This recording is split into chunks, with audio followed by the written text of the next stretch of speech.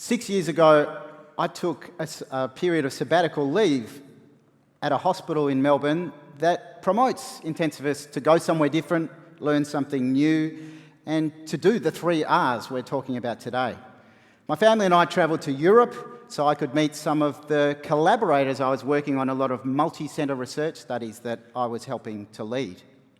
And whilst my intentions were good, basically to have fun, hang out with my family and not have to worry about patients for a while, at least part of me was really excited about the time I'd be able to spend to strengthen my time in research and strengthen my status as a clinical researcher. And so in this picture, you'll see that I'm pudgy, I'm pale, I'm disconnected from my children. You might also notice the fake smile, more than one wine bottle in my hand, and a chronic sore on my chin that was literally there for 18 months. See, I didn't rest. I actually took my behaviour at home on sabbatical with me. Work as hard as I could during a day, and then at night, as soon as the kids were in bed, back on the computer till 2 a.m. or something, and then get to sleep and start again. My 5-year-old daughter, brought home a stress ball a few days later and said, "Dad, you need to squeeze this." I had no idea I was literally burning out in front of my caring wife and daughters. There was no sleep, there was no relaxation, on a self-organised rest. We need to take time to pause, to rest and replenish. There is no harvest without time for the land to fallow. There is no fine wine without time in the bottle. Even sound is not music without time between the notes.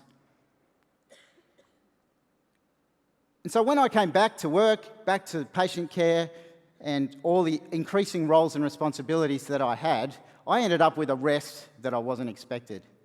I had begun to numb the pain from the over-stressed person I'd become, disconnected, literally anxious, and just not inefficient with the things that I was doing. And I messed things up pretty badly. I'm pretty ashamed to tell this to many people, but given this is Smack, a nice audience, I'll tell you that I did make some bad choices about my intimate needs. Stuff that started to threaten my marriage and eventually threatened my career when it crossed professional boundaries. I didn't break any laws, but when confronted with my pretty disturbing and pretty unprofessional behaviour, I basically resigned abruptly and I was devastated. Now, not all of you will identify with my sort of career path. You might choose education or family as your non-clinical pursuit. We're all busy. But how many of you can actually identify with the perception I had that I'd got onto an escalator way back at preschool, that had gone through primary school to high school to medical school to specialist training, and then to a foggy juggernaut of clinical and non-clinical endeavour for over a decade without ever really thinking that I needed a rest. Now, some of you are probably in one of two categories. I mean, you guys are probably in one of two categories. Some of you are like I was, that think that rest is not important. Sleep, no, who cares? Naps are for grandmothers. We shouldn't even have work breaks during the day, and we should use our annual leave for conferences. And then I guess there will be some of you who understand rest is important, but struggle to get as much rest as you could. Well, in this period of enforced rest, because I had ignored rest, basically I learned a lot about rest, particularly sleep, which is nature's gift to us daily to rest. And I can't summarise it any better than this chap, neuroscientist Matthew Walker, who wrote this brilliant book, Why We Sleep, in which he describes the silent sleep loss epidemic of our modern industrialised society as the greatest public health challenge of the 21st century. He reminds us that we, in the space of a mere 100 years, have abandoned a biologically mandated need for sleep, which is the perfect life support function of the human body. And with that, we have basically lost health, life expectancy, fulfillment, and productivity. When we run on a less than full sleep tank, we choose junk food, we eat more of it, we even put our sugars into a pre-diabetic range. Chronic sleep deficiency is as bad as any other poison we put into our body. And clearly, 6 hours a night for 10 consecutive nights, which is something I pretty well did for 10 years, is as bad as a single all-nighter and does serious things to our cognition, particularly to things such as memory, motor skills, and emotional reactivity that are so important to our jobs. How can we recall handover information? How can we perform procedures safely? And how can we have compassion and empathy? Some of you will have come across the blog of Miko Kadota, a plastic surgery trainee in this very city, who surrendered her dream as a surgeon just last year because she was extremely exhausted, down to her bones, from doing up to 180 continuous hours on call. As she collapsed into hospital with post-traumatic stress disorder and insomnia, her surgical bosses were saying things like, "Hang in there, and you'll be all right, but if you can't hack the hours, maybe surgery isn't for you." And you might say, "But we're critical care, we're not like those surgeons." But how many intensivists are doing 7 consecutive days, often on call for some of those nights?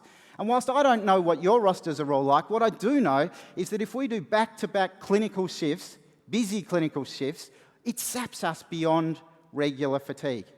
And 2 out of 3 of us don't get an average of 8 hours sleep at night. So that's adults in normal population, how many of us in a 24/7 environment are not sleeping sufficiently? I do a podcast and I interview a lot of critical care guests, and many of them tell me they just do not rate sleep. In that podcast, I interviewed Kate Harding, whose husband Richard tragically died by his own hand about 18 months ago. Listen to what she's got to say. He came back to Britain for a conference and to see family and friends for about 10 days and got really bad jet lag, and didn't enjoy his trip back because of his insomnia, developed anxiety, which was not part of his normal persona, and then on his return to Whangarei, never really got better. He became a real insomniac, so sleep was a huge part of what then happened. You heard it. Sleep deprivation started a mental health decline, sadly to a point of no return. When are we going to take sleep seriously? When are we going to wake up and change our habits so that we can perform the best we can? Some of you, of course, say, but there's plenty of historically successful people who never got much sleep. Thomas Edison, Margaret Thatcher, and Winston Churchill. Well, 1 in 100 or less than 1 in 100 people have been shown to be minimally impaired on 6 or less hours sleep, which science is sure about now and makes me very nervous about Donald Trump, who says he gets 4 to 5 hours sleep a night.